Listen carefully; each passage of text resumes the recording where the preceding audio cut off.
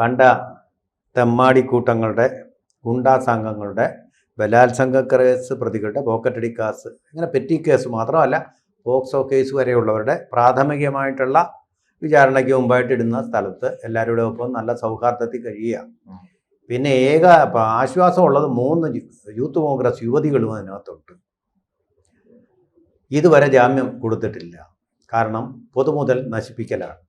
ഒരു കാര്യമില്ല. BJPയിൽ ഇരുന്നപ്പോൾ നല്ല സുമുഖനും സിമ്പിളനുമായിട്ട് നല്ല ഡ്രസ്സുമൊക്കെ ആയിട്ട് പൊടി പോലും പറ്റാത്ത ഡ്രസ്സുമായിട്ട് വന്ന് സുമുഖനായിട്ടിരുന്ന് സുന്ദരനായിട്ടിരുന്ന കാര്യങ്ങളൊക്കെ പറഞ്ഞ് വാശിയേറിയ വാഗ്വാദങ്ങളെല്ലാം ജയിച്ച് അങ്ങനെ വിജയ് ഘുഷുവും അതുപോലെ തന്നെ ദിഗ് വിജയുമായിട്ടൊക്കെ പോയി രാജസൂയവും ഒക്കെ നടത്തിയിരുന്ന ആൾ, അശ്വമേധവും ഒക്കെ നടത്തിയ സന്ദീപ് വാര്യർ ഇപ്പോൾ അടൂർ ജയിലിലെ സബ് ജയിലിൽ കിടക്കുകയാണ്.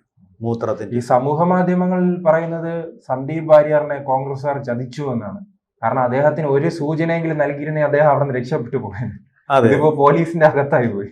അതെ അതെ അതെ, അവനങ്ങനെ വരണം. കാരണം ഇപ്പൊ കണ്ടില്ലേ, യൂത്ത് കോൺഗ്രസ് സ്ഥാനത്തേക്കുള്ള മത്സരത്തിൽ തന്നെ, മത്സരം നടക്കാതെ തന്നെ നാമനിർദ്ദേശം നടന്നപ്പോൾ തന്നെ ജിനേഷിനെ ആ സ്ഥാനത്ത് വെച്ചപ്പോൾ തന്നെ അബിൻ വർക്കിയുടെ പ്രതിഷേധം കണ്ടില്ലേ. കോൺഗ്രസ് അങ്ങനെയാണ്. പാർലമെന്ററി വ്യാമോഹം വേണ്ടാന്നൊന്നും ആ പാർട്ടി പറയുന്നില്ല. പാർലമെന്ററി വ്യാമോഹം അതിൻ്റെ ഒരു കാറ്റലിസ്റ്റാണ്, രാസത്വരകമാണ്.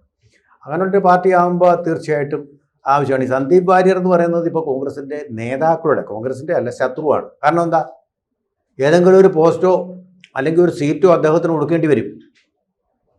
കാരണം BJP വിട്ടുവരിക എന്ന് പറയുന്ന മഹാത്യാഗം ചെയ്തതിന്. അപ്പോൾ ഇവിടെ പെട്ടി ചുമന്നും വിറവ് കയറിയും വെള്ളം കോരിയും ഒക്കെ നടന്ന